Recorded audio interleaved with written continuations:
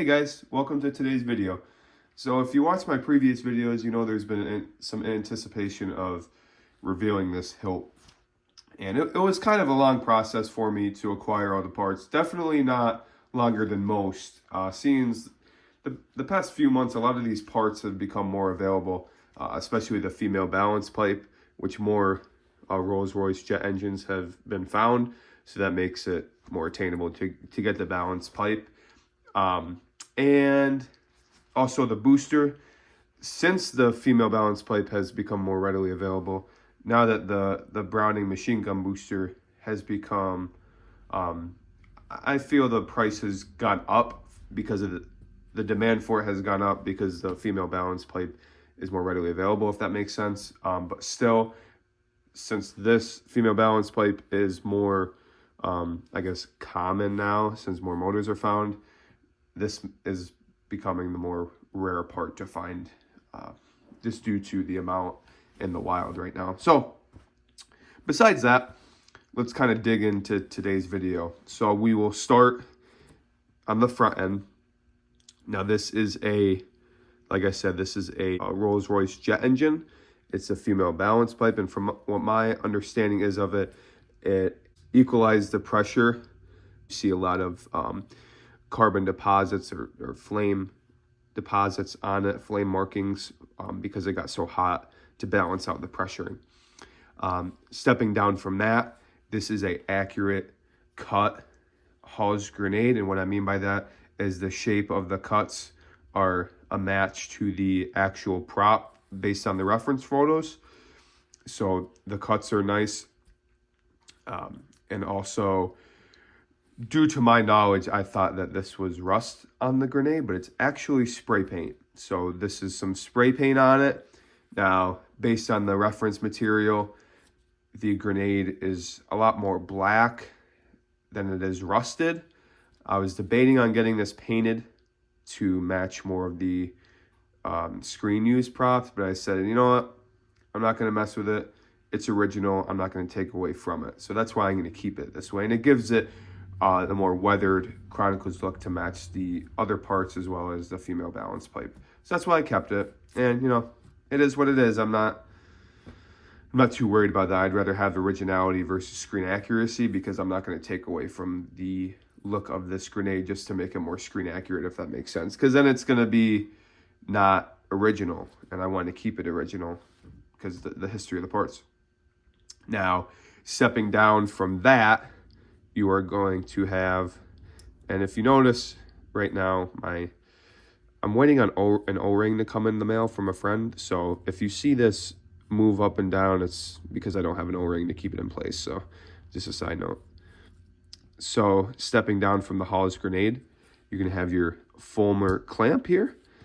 And this has, I bought this already done. I didn't weather it myself, but it has some weathering done to it.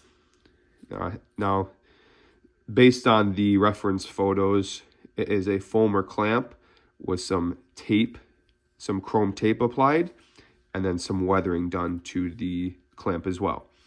So if you look here, you have your brass countersunk screw in the correct location, and then you have your vintage Exactor 20 bubble strip, as well as some weathering here on the Fulmer lever. Some weathering was applied. And then stepping away from that, you also have some more chrome tape here. You have a cotter pin. I might have to put some E6000 on mine because it's a little loose. Sometimes it falls out, just how it sets up. So I'll probably put a little bit of Debit E6000 on there to hold it in place, because it may fall out on this video. So I'll kind of hold it in place. And then stepping away from the foil added to the clamp, you have your Marconi transistors with your vintage aircraft washer in place. And now these are the right brand and size transistors, but the printing on it is off from the prop. The numbering, which isn't a big deal to me, it's a real part, but that variation is a little different. but I don't feel like spending $1,000 on just 2 transistors, which I probably would, to be honest, but they're very hard to find as well. So it's also price and being able to find them. And then coming around the back here, you have another brass thumb screw that is countersunk in place in the right orientation. Coming around again, then you have your other cotter pin put into place against the booster here. And then you have your Graflex clamp, the Fulmer clamp. Okay. Now stepping down from that, you have your Browning booster off of a machine gun. Now this is a heat sink, I believe, so it would cool off the barrel, I believe, as it got hot during the war. And there's a very notable theme on this hilt when it was made. There's a lot of World War parts on it, a lot of military parts, just because there was a surplus right next to the facility in Europe. So that's where they got a lot of their parts from for the props, if that makes sense. So, you know, the camera equipment, the Graflex clamp, very common, used on a lot of props. And the Hall's grenade, there was some laying around in the military surplus next to where they were making the movie in Europe. And then that would make sense as well as the Browning booster. But coming down from that, I'll kind of do like a little panning of the booster to show you guys. And then there's going to be a hole here on the booster. Yep, see, my cotter pin just fell out, so I'll put that back in, but no big deal. I believe there is another marking. You know, there's some marking on it. It's just common because, you know, I believe there's, yep, so there's a hole here and then a hole here on the booster. And then coming down from the booster, we'll start with the D-ring. Now, this is a vintage found part D-ring I found. So that's awesome. That it was found on purses and tents from the 70s. And luckily for me, this is the correct diameter and shape for the real part Obi. So I was lucky enough to find that, which is awesome, to finish off the prop. And then coming off of the D-ring that is attached to, you have your Armitage Shanks sync knob. Now this is literally just a knob you turn in the 70s for either hot or cold water, depending on what variant you want. It's not confirmed if it is a cold sync knob or a hot sync knob. But also, with that being said, you can see that there's a hole drilled in this, which luckily the gentleman I bought it from, it was already drilled. So that's a big concern. A lot of people don't drill it because they can break it, because this is plastic. It's just chrome-plated plastic, so it's very brittle. And you can see some nice weathering marks on it where the chrome plating has wore off, which I like that aesthetic going with the whole hilt. It's just kind of beat up, weathered, as you would think Obi-Wan would have it, being on a desert planet. So I definitely like the weathered look of this hilt for sure. And then coming down from that, we are going to, so as you can see, it says Armitage Shanks on the bottom, and then the C stands for cold. So I decided to take the cold sync knob, just because, I don't know, it's like I said, it's not confirmed, but I believe it to be cold. But do what you want with it, whatever you can acquire, I suppose. But as you can see, there's some like weathering, a calcium buildup behind this, because this cap here actually comes off. And that is your blue ring. But I do like the calcium deposits, like I said, because it goes for a nice weathered look. So I was like, you know what? I like the calcium deposits, and it's blue, so, but it gives it a nice in-universe weathering look like the rest of the hilt. And then on the bottom here, this is your carriage bolt. Now on my hilt, it's a different compared to like a Roman's core or a Dave P core, from what I believe. And then this just pushes into place, and it's good. Because it's kind of set up as you have a aluminum block here on the clamp, and there's some grooving so that these grooves and the transistors can slide through. And then there's little holes in the aluminum block as well for the cotter pins to sit in place.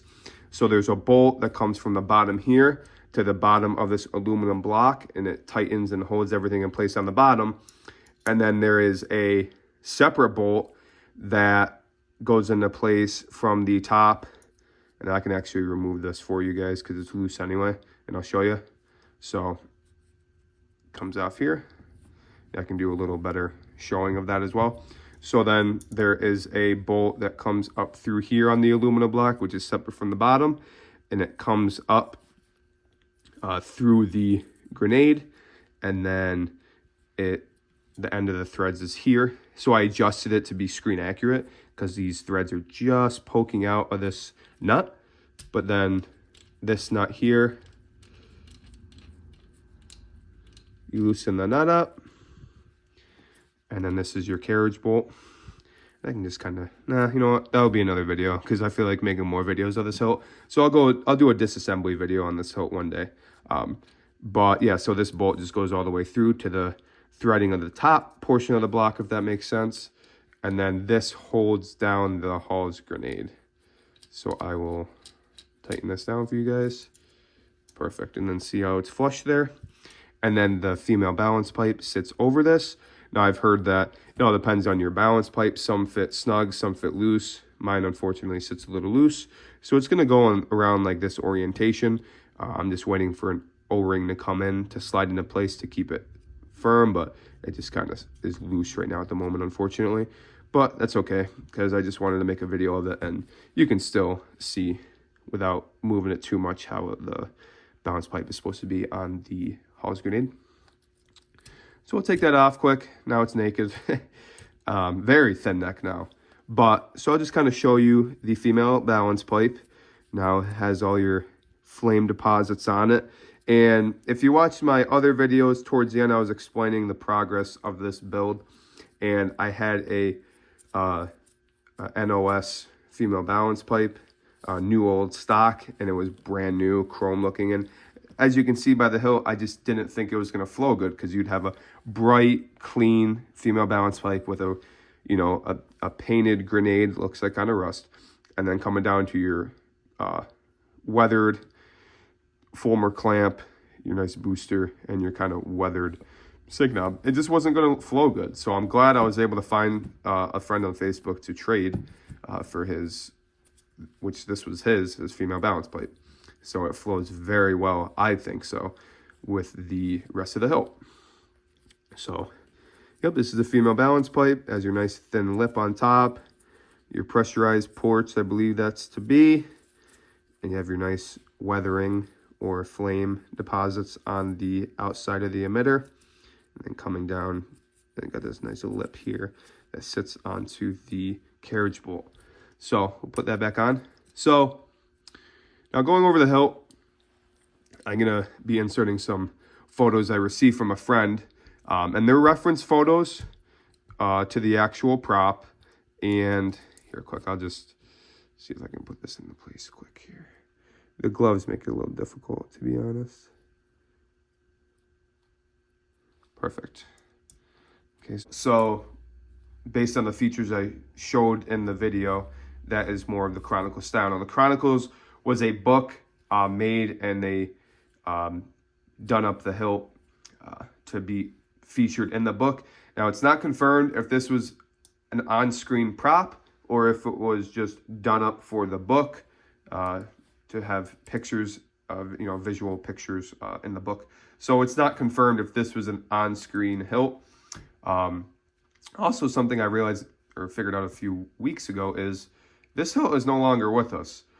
During production, it was either stolen or taken apart, but it's actually not with us today, which kind of sucks because it's an awesome hilt. But it's just, it was stolen or lost and just never found. So this hilt isn't with us today. So, but yeah, for it to be the Chronicle style versus, you know, a belt hanger prop per se is, you know, the belt hanger prop, obviously compared to this, so it's a black grenade, and you have a clean Fulmer clamp with no rusting on it. It's just clean, and there's no cotter pins or brass screws in it, so it's just a clean clamp. It's going to have both of your aircraft washers on it. Also, orientation is a little different as well. But another reference for this hilt to have is the D-ring is in line with the R on the Graflex clamp. So that's one reference to have in place. And yeah, so this is the Chronicle style. Like I stated, you know, it has certain elements versus the belt hanger prop. That's evident. But I like the more rustic or weathered version of the hilt. But there's a little bit of spray paint on the bottom. There's some red paint, which it all depends. Another cool thing about the real part Obi, I was realizing this, is not every real part Obi is the same, because all parts are different looking wise. I mean, you can either find a clean grenade, you're going to find a grenade with a little bit of markings, you're going to find a grenade, and that's just the thrill of it, because not every Obi-Wan real part hilt is the same. It's based on real found parts that you find. Not everyone is the same, which I find that really interesting and cool, because a friend stated, you know, based on pictures that he sees of these, he can tell whose is whose, just because the parts on them are all different. And I find that really, really cool, especially in the community. So yeah, I just wanted to give you guys a long-awaited video on this hilt, going over some of the accuracy details and some of the details that differs my hilt to other real parts. And yeah, I just wanted to just keep you guys informed, because I know I've been teasing this, and I just really wanted to get the video out there, and today I had some free time to do so. But all right, guys, well, I hope you enjoyed today's video. Stay tuned, like and subscribe if you want to see more vintage lightsaber props and projects coming up in the near future. But all right, guys, thanks for tuning in, and we'll see you.